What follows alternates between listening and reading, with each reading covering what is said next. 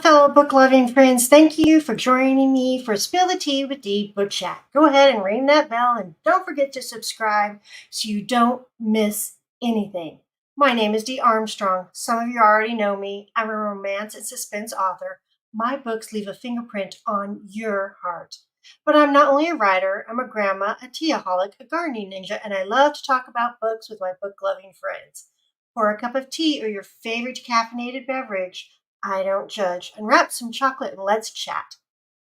Say hello, all you book-loving friends in the chat. Let me know that you could join us, where you're from. Tell me if you read the book and chime in on your favorite characters and parts. It's always more fun when you comment and ask questions. Today, we're spilling on Mind Games by #1 New York Times best-selling author Nora Roberts. Over 7,000 reviews are in. A whopping 79%, let's up it to 80 or 100, are 5 stars. Wow. With accolades like devoured in one day, one of her best, Nora scores again. Now, how do you win free books? There's a link in the show notes to enter to win an autographed copy of Mind Games. And here is Mind Games right here. And I have an autograph by Nora. Let's get to the autograph page. Look at that beautiful page right there. The first one is just gorgeous.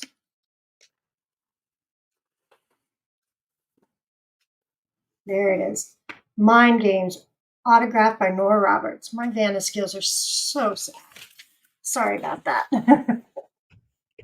So you can enter to win that autographed copy of Mind Games by Nora Roberts and your choice of one of my books. Plus, you can sign up for Nora's newsletter and my newsletter so that we can stay in touch and you're in the know about future Spill the Teas, book releases, and book news. All right, let's talk about Mind Games. Quick recap. This book was brilliant. The premise for the book was brilliant. What if you could hear someone else's thoughts? Think about that. You could be mentally in the moment, past or present, with another person. They're in their mind, but not in body. You're in their mind, hearing, seeing, feeling, smelling, everything they do. And what if two people have the same ability and one of them's a murderer?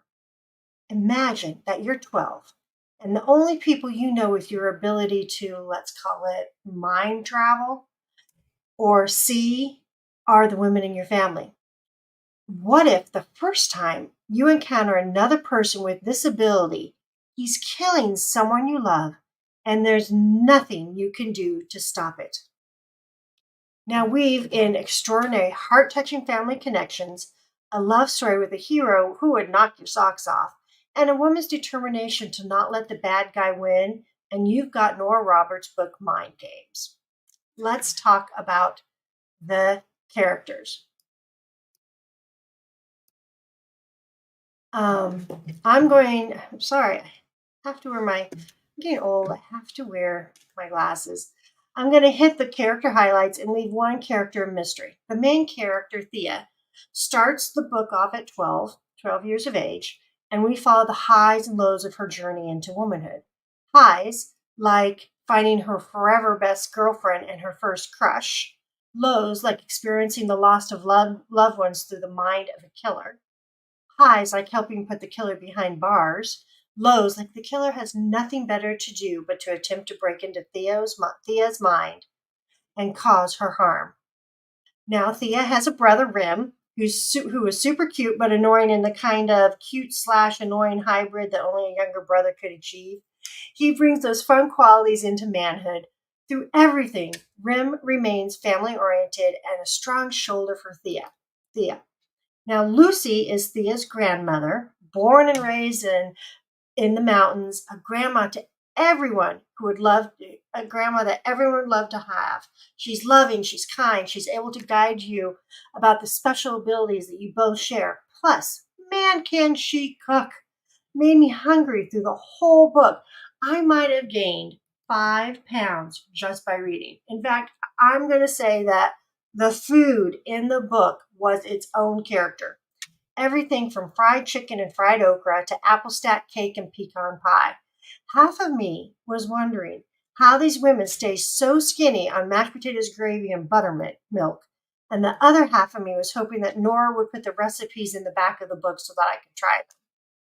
Then we have Maddie, effervescent, best friend for life, the girl Thea could confide in, her greatest cheerleader, who said what needed to be said and didn't care what other people thought. Everyone needs someone like Maddie in their life, and she was super stinking smart.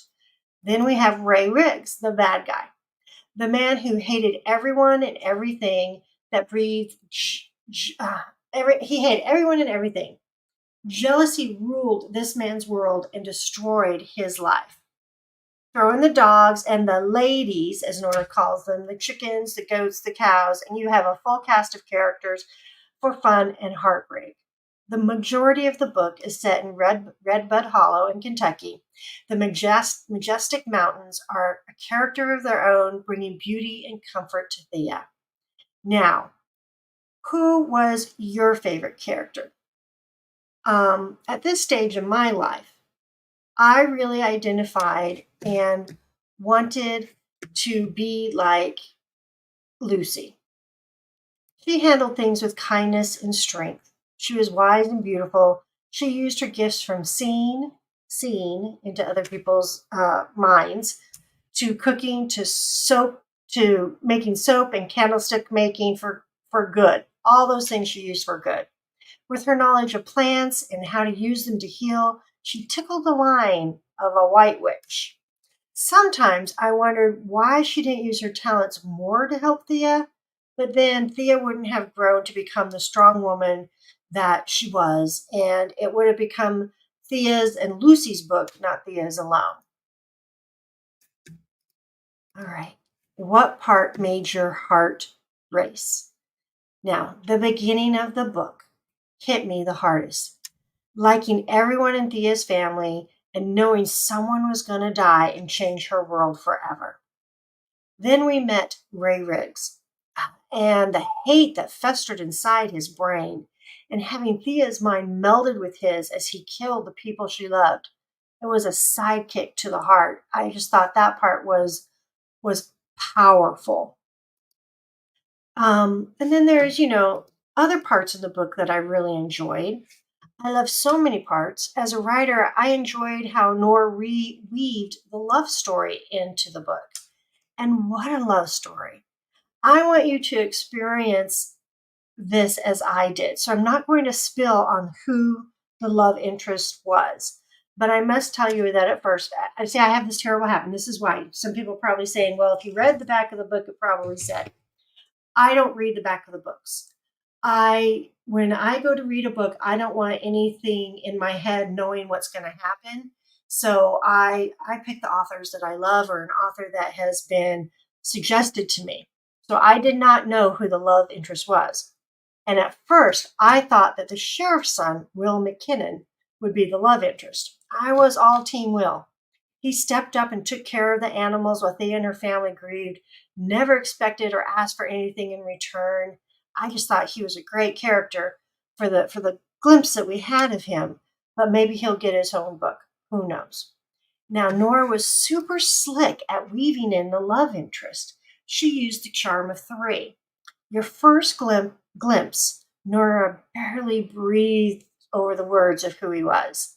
Your second hit was intriguing, but written in a way that you had this little in the back of your head. And then pow, there he was. And you thought, wow, Nora did so well. And the fangirl and teen jitters that Thea experienced as a grown woman when she was around him, all readers could relate to those feelings. We've all had those moments in the book where Thea was together with her love interest, warmed me from the heart out. I loved it. Now we're going down to one of my favorite parts of Spill the Tea. I'm going to spill on some beautiful writing by Nora. Here are a few of my favorites. I love reading great writing to you. When I read our Spill the Tea books, I purchase a Kindle copy and highlight the important characters and turning points in orange. Word pairings or phrases that I love because I'm a writer or that I could learn from, I highlight in yellow. Great writing, I highlight in pink. And let me tell you, my Kindle was washed with pink and yellow. Yellow, like Maddie'll shake the sadness out of anyone. I loved how Nora wrote that. Shake the sadness, a great pairing of words. Or when Nora wrote, through the hard edge of the storm had though the hard edge of the storm had softened, the wind still whipped through the trees and sent them swaying. The rain thinned now, left the air drenched and hazed. Thunder over the hills dropped into an irritable mutter. Sent them swaying. Hear the alliteration and the way the words moved sent them swaying. And then when she wrote, the rain, thin now, left the air drenched and hazed, you can see that. Well, we've all felt that, the air drenched and hazed. Thunder over the hills dropped into an irritable mutter. Ah, having thunder mutter, hear how the vowels match and make you feel good inside. I love it. This is the part, me as a writer, I just love. And then the great character description when she described Will. 17, Will didn't have his father's solid build, a walking beanpole with a head full of twists. He carried a lidded pail of milk. And then further down on the page, Nora builds on the description. He didn't have his father build, but he had Tate's eyes, wide and deep and now filled with sympathy. I loved that. Wide and deep and now filled with sympathy. The way the two sides of the sentences matched in beats like a teeter-totter. Wide and deep, now filled with sympathy. And then the hit of the word at the end, sympathy, pulls your heart down with it. And then the pink that I highlighted in the book, here's a couple of those. The knock on the door had Lucy's heart folding in on itself like paper balled in a fist. She could try to smooth it out again, and would have to for this child, for the one sleeping upstairs, but it would never be the same. Wow, Nora. Amazing writing. Heart folding in on itself like a paper balled in a fist. Dang, that hit you right here. You can see it, you can imagine it, you can feel it. She could try to smooth it out again and would have to for this child. Lucy knows that she'd have to mend this child's hurts, even though it's an impossible task. And she compares it, saying, because you can never completely smooth out paper once it's wrinkled. No matter how hard you try, you will still see the wrinkles in that paper. And there will still be wrinkles in Thea's heart. Or, when Nora wrote, when it's the kind of love that holds through the years, the troubles and joys, it's more than heat and flutters inside you. I'd say it's like something roots in you, roots deep. It grows and it blooms and it can't bloom without those roots. Sorry, I kind of messed that one up. But let's go through it. Wow, the kind of love we'd all like to have. Roots in you, roots deep. It grows and blooms. Oh, beautiful words, Nora. And then great character description. The voice brought the image of the woman, tall, stately, and as cold as a January storm. Just from that sentence, we've all met this woman. Heck, at times we've been this person, cold as a January storm. Powerful writing, well worth reading. Check it out, take your time, and really enjoy the book. Now, I'm going to tell you, when you enjoy this book, have some snacks by you because you will be hungry as you're eating it. The food description, just the thought of all that food just gets you rolling. All right, book giveaway. A reminder that we are giving away not only free books, but these books are signed by the authors. Enter with the link in the show notes. Then I'll announce the winner in our Book Loving Friends group. Have you email me your address and send out the books. Now, May's winner was Melinda K. She received a signed copy of Invincible by Kay Brooks and a signed copy of Vision of Emerald by me.